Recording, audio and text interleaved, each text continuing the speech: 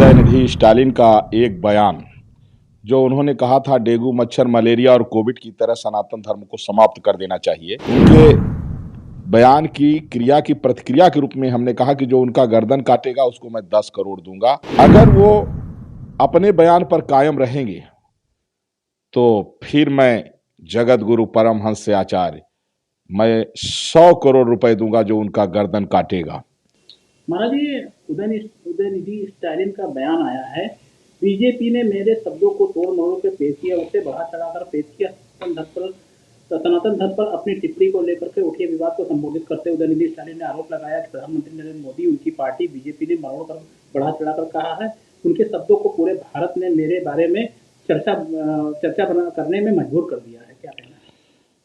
तमिलनाडु मुख्यमंत्री के बेटे, खेल एवं युवा कल्याण मंत्री उदयनिधि स्टालिन का एक बयान जो उन्होंने कहा था डेंगू, मच्छर, मलेरिया और कोविड की तरह सनातन धर्म को समाप्त कर देना चाहिए, उस एक बयान ने INDIA गठबंधन को सनातन विरोधी मानने में मजबूर कर दिया। अयोध्या से मैं विश्व हिंदू सिख महापरिषद का अंतर्राष्ट्रीय अध्यक्ष एवं आचार्य पीठ तपस्वी छावनी पीठाधीश्वर जगत गुरु परमहंस से उन्होंने कहा कि मैं अपने बयान पर कायम हूं। तब मैंने कहा था कि उनके बयान की क्रिया की प्रतिक्रिया के रूप में हमने कहा कि जो उनका गर्दन काटेगा उसको मैं 10 करोड़ दूंगा, जिस पर उन्होंने अपने यहाँ राष्ट्रद्रोह का मुकदमा हमारे खिलाफ पंजीकृत करा दिया है, जो अभी है, जिसको देश की जनता ने बर्दाश्त नहीं किया। और वही हाल हुआ, रहा अनुकूल कोई रोवन हारा। राक्षसों की तरह जो है अब ये अलग थलग पड़ते जा रहे हैं। अभी भी समय है, उदयनिधि स्टालिन अपने जो है दिए गए सनातन विरोधी बयान को वापस लेकर के और सभी सनातनियों से क्षमा मांग लें। सनातनी उनको क्षमा कर देंगे और मैं अपना बयान वापस ले लूंगा।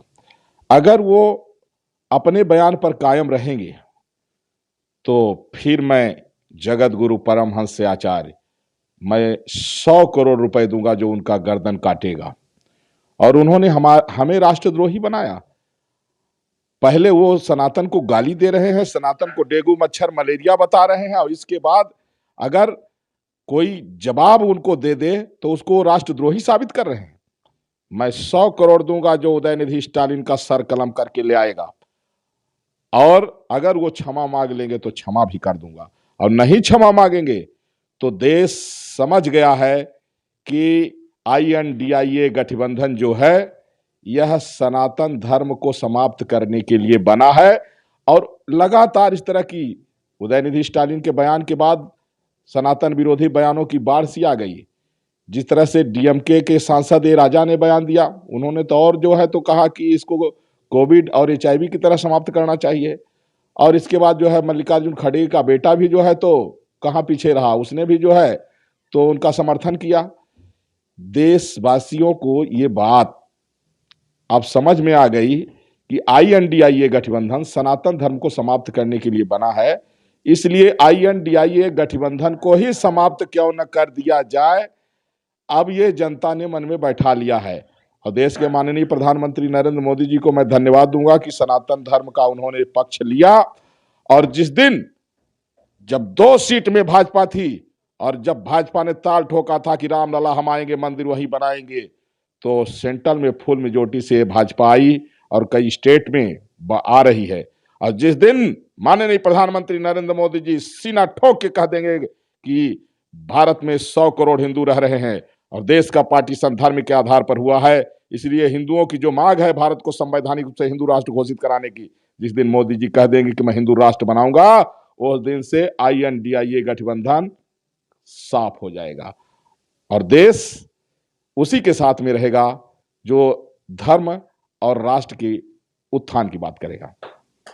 उन्होंने ये भी कहा कि भाजपा और मोदी जो है हमारे बयान को तोड़ मरोड़ किया है। तोड़ मरोड़ को तब कहते हो जब उनसे कहा गया, कई बार जो है चर्चा हुई तो वो खुद ही कह रहे थे कि मैं अपने बयान पर कायम हूं, तो तोड़ मरोड़ के कौन पेश कर रहा है? हमारे ऊपर उन्होंने राष्ट्रद्रोह का मुकदमा पंजीकृत कराया। अब ये कोई तोड़ मरोड़ की बात है?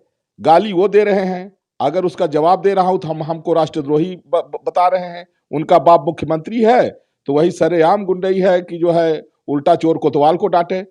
इसलिए वो क्षमा मांग लें और जो हमारे ऊपर राष्ट्रद्रोह का मुकदमा पंजीकृत है उसको वापस कर लें, जनता क्षमा कर देगी। और नहीं तो हम इनाम बढ़ा के हमने 100 करोड़ कर दिया है।